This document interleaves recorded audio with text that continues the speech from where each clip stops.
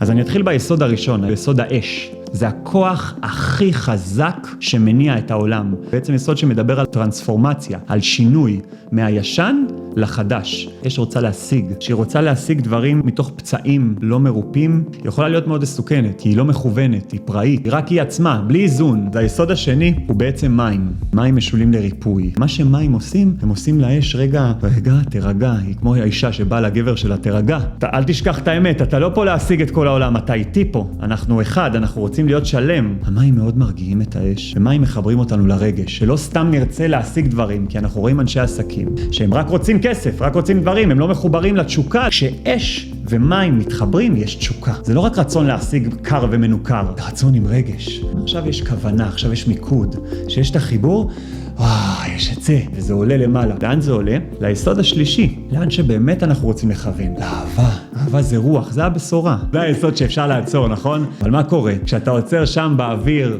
ולמעלה, אז אתה הופך להיות רוחניק. בלי לחמר את זה, להביא את זה ליסוד האחרון, שזה האדמה, אנחנו נהיה באוויר, אנחנו וואו, הכל באוויר, רק באהבה, רק בזה, ומי אתה מדבר? רגע, תנגיש את זה לפה, לאנושיות, לאנשים שאנחנו. אז היסוד האחרון, ואיתו נסיים, הוא אדמה.